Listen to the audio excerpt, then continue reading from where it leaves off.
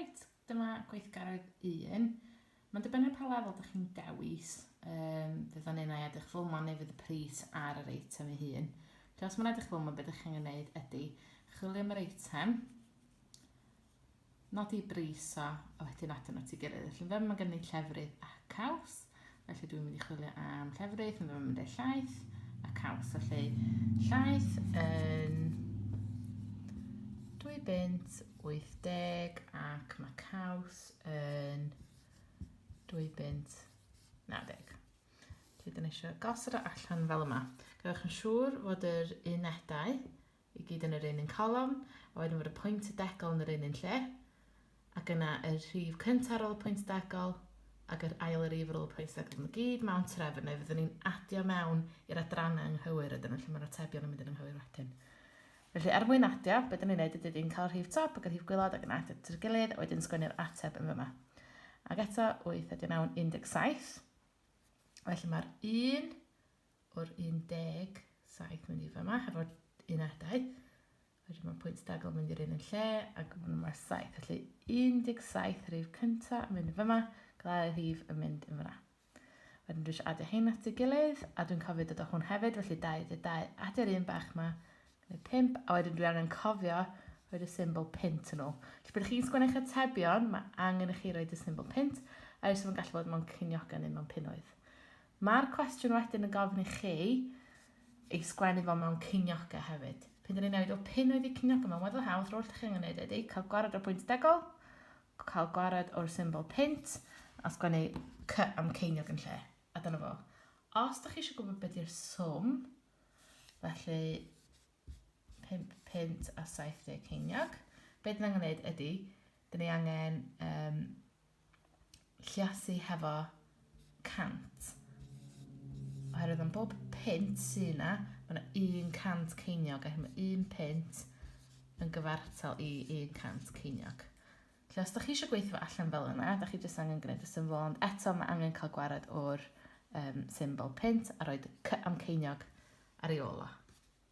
A dyna fo gweithgaredd 1. Okay, so here's activity number 1. It depends on the level you've chosen. Some of the levels will have the price of the item written next to them, but some of them will have them in a list like this. So if it does look like this, what you need to do is look at the item for the question. So in this case, we have milk and cheese, and find how much it's worth on the list. So milk is £2.80 and cheese is £2.90. So we'll do this together here. So I need to write down £2.80 for the milk and £2.90 for the cheese. So I need to put them on top of each other like this. I need to make sure that all the same values are lined up so that the units here are on top of each other, the decimal points are on top of each other, the first number after the decimal points are in a line, and the second number after the decimal points are in a line. I'm going to put 2 lines like this, and then I'm going to add them up.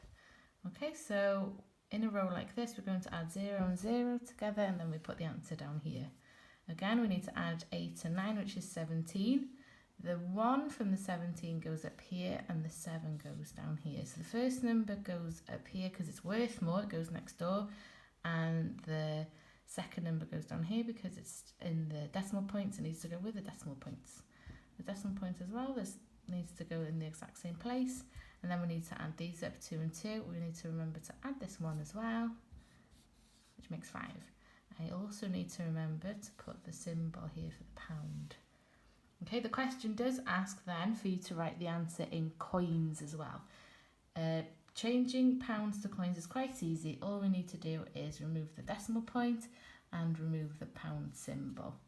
If you do want to do it as a sum, what we need to do is we need to take the pound worth here and we need to multiply it by 100, because for every pound we have, it's worth 100 pennies, because £1 is equivalent to 100 pennies. Okay, after that I just need to remove the pound symbol, and I have my answer here, and I need to write a cut or a put for pennies afterwards. There we go, so that's activity number 1. Iawn te, dyma gweithgaredd 2. Be sgynnoch chi ydy nifer o eitemau gyda prisiau arnyn nhw, a wedyn y cwestiynau'n deud faint fyddwch chi'n brynu pan ydych chi'n mynd i'r siop. lluosi dyn ni'n mynd i wneud yn fyma. Mae modd i chi adio os hoffech chi, ond mae'n mynd i fod yn cymryd dipyn o amser a dipyn o ysgrifennu. Felly triwch eich gorau i lluosi pan ydych chi yn gweithio allan, ond mi na i ddangos i chi sut i adio hefyd os ydych chi'n gael bach o trafferth. Felly yn gyntaf mae'n gofyn, faint sy'n gostio os ydych chi'n prynu 4 bwns o banana, 5 afal a 6 eirin lanog. Felly, na ni'n neud y banana yn gyntaf. Mae 1 bwns o bananas yn costio 1 pint a 5 ceiniog. Felly, dyn ni eisiau lluosi hwnna hefo 4 oherwydd ni'n prynu 4 bwns. Iawn, mwyn lluosi, beth dyn ni'n gwneud ydy dyn ni'n lluosi 5 efo 4 yn gyntaf, wedyn dyn ni'n lluosi 0 efo 4, a wedyn dyn ni'n lluosi 1 efo 4. Union un peth sy'ch chi'n neud o fel arfer, heblaw am fod y pwynt degol yma fyma. Ond sy'ch chi'n rhaid i chi feddwl am hwnna o gwbl, yr unig peth ych chi'n gwneud ydy wneud siŵr fod y pwynt degol yn yr un lle lawr fyna. Wwan gawn ni anghofio am y pwynt degol yna. Iawn te, felly mae gen ni 5 lluosi hefo 4 yn gyntaf. Felly mae hwnna'n gwneud 20, 20. Mae 2 o'r 20 mynd i fyny fyna, a mae'r 0 yn dod lawr fyna. 0 lluosi efo 4 yn 0. Dyna ni'n adio'r 2 yma, felly mae hwnna'n gwneud 20. 1 lluosi efo 4 yn gwneud 1, dos am byd i fe mae adio, lle mae'n 4. Dwi'n rhoi y symbol hint yna wedyn. Iawn, lle dyna faint oedd y bananas, yn rhoi b am bananas yna i atgoffon hyn i wedyn. Iawn, te nesaf dwi eisiau gweithio allan faint oes a 5 afal. Felly mae'n costio 49 ceiniog i prynu 1 afal, a dwi'n prynu 5 ohonyn nhw. Eto, dwi'n rhoi y pwynt degol fyna, a wedyn ar ôl hynna gael anghofio amdano fo. Nawr, lluosi fe 5 yn gwneud 45. Felly mae 4 yn mynd i fyna ac y 5 yn mynd lawr yma. 4 lluosi fe 5 yn gwneud 20.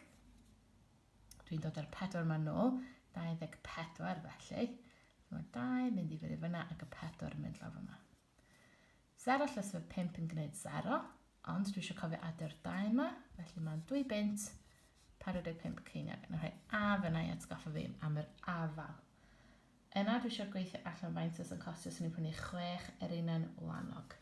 Felly mae gynna i 2 bint 30 a dwi eisiau lluosi gyda 6. Eto, dwi'n neud siŵr bod y pwynt degol yn mynd i fyna, wedyn fyddai ddim angen mewn dan fo wedyn. 0 lluosi fe 6 yn 0. 3 lluosi fe 6 yn 18, felly mae 1 yn mynd i fyny fyma, ac 8 yn mynd i lawr i fyna.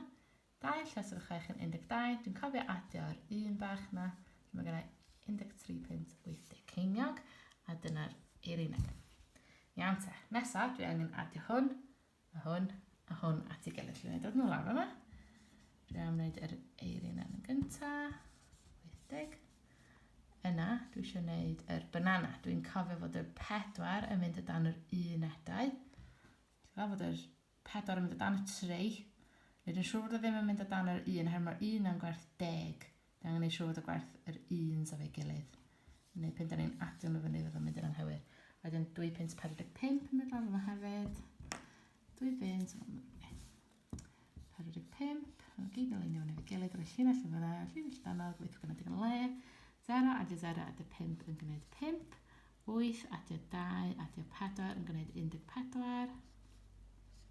Dwi'n rhoi y pwynt degol yna. 3 adio 4 yn gwneud 7, adio 2 yn gwneud 9, adio 1 yn gwneud 10. Dwi'n rhoi 1 i fyny fyna ac y 0 yn fyna o'r 10.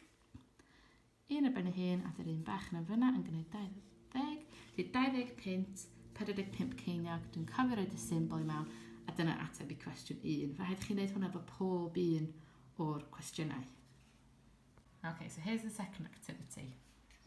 What you have is different items and the price is next to them.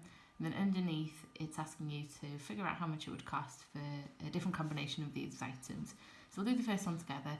First, it asks 4 bunches of bananas. So one bunch is £1.05. So we need to multiply that by 4.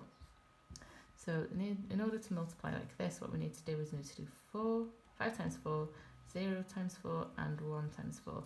We don't need to think about this decimal point at all. All we need to do is put it here.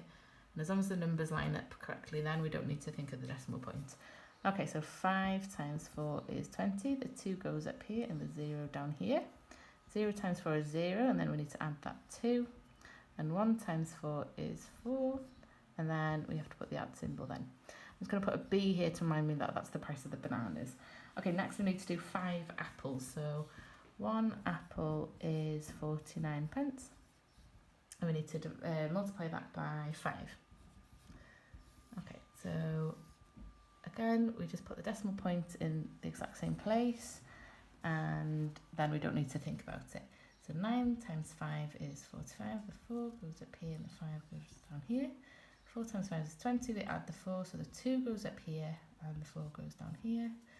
0 times 5 is 0, we need to add the 2, so it's £2.45. And again, I'm going to write A there to remind us that that's the price of the apples. Lastly, we need to do the price of the peaches. So 1 box is £2.30. We need to find out how much it would cost to buy 6 of these boxes. So 0 times 6 is 0. 3 times 6 is 18, so the 1 goes up here and the 8 goes down here, and then 2 times 6 is 12. We need to add the 1, so it's 13, and we're adding the pound symbol. And again, I'll write P there to remind us that that's the cost of the peaches. Okay, so we've got them all separately. Now we need to add them all together. So £2.30 for the peaches, £4 and 20 pence for the bananas, and I'm sorry, I've done this wrong. Okay, £2.45 for the apples, £4.20 for the bananas, and it was £16.80. Sorry, for the peaches. Okay, so 5, we don't need to add these, is 5 pence. 4 add 2 is 6, add 8 is 14, so the 1 goes up there and the 4 down here. 2 add 4 add 3 is 9, add the 1 is 10, then add those together. So £20 and 45 pence. Need to do those with questions 1 to 6. Adam ar weithgaredd ola. Felly beth sgynnoch chi ydy nifer o eitemau gwahanol sy'ch chi'n gallu cael er mwyn cynnal parti. Wedyn mae gennych chi 150 pint i wario. Dych chi angen gwneud siŵr bod gan pawb yn y parti un o bob un eitem. Felly maen nhw angen brechdan, diod, ferins, creision, ffrwyth a cacen. A dych chi wedyn angen gweithio allan faint o bobl allwch chi wahodd i'ch parti chi dim ond yn defnyddio 150 pint. Felly peth cyntaf ydych chi eisiau gwneud ydy adio gyd y hein at ei gilydd. A wneud hwnna wneud un rhif llawn, felly bydd o'n unau 3 pint, 4 pint, 5 pint, rhywbeth fel yna. A wedyn ydych chi'n mynd i rhannu fel 150. Felly dwi'n mynd i cocio mywyddiadau hyn i gyd o'n, dwi'n eisiau deud chi'r ateb. A felly, sy'n ni'n dweud, allan fod o'n 5 pint. Felly dwi eisiau gweithio allan faint o weithio mae hwnna'n mynd mewn i 150 pint. Felly dyna'n mynd i rhannu efo 150. Peth cyntaf da ni eisiau gwneud ydy gael y 5 yma. Faint o weithio mae 5 yn ffitio mewn i 1. Ond dydy 5 ddim yn gallu ffitio mewn i 1, mae 1 rhy fach yn dydy. Felly da ni'n mynd nesaf i 15. Felly faint o weithio mae 5 yn ffitio mewn i 15. Os da chi'n gwneud tafel 5, yma 5, 10, 15. Dwi wedi cyfri 3 waith, felly mae o'n 3. Wedyn 5 yn mynd mewn i 0, 0 waith, 0 mynd i fyna. Felly, os fysa gyd yr eitem yn costio 5 pint gyda fy gilydd, so ni'n gallu gwahodd 30 o pobl i'n parti i. Okay, here's the last activity. What you have here is the number of items that you would have at a party, and you've got the information that you have £150 to spend at this party. You need to make sure that everyone in the party has one of each item. So first of all, you'll need to add those all up. So add how much it would cost to buy a sandwich, drinks, sweet, crisps, fruit and a cake. Once you've added all these up, it'll make a whole number. So it'll either be £3, £4, £5, something like that. We're going to do an example now. I won't add those up now because it will tell you the answer. So we're going to do an example if it costs £5 to have one of those, each item for every child. So what we need to do is we need to have £5 and we need to divide it with 150. Okay, so I'm first of all going to check how many times does 5 go into 1. 5 doesn't fit into 1 because 1's too small. We need to go across. We're going to look at 15 this time. So how many times does 5 go into 15? I could do 5 times table to check. And I've reached 15 and I counted 3 times. So I'm going to put 3 up here. Then how many times does 5 go into 0? Again, it's too small, so it's just 0 times. And there we go. I could invite 30 children to my party if every child costs £5 to feed.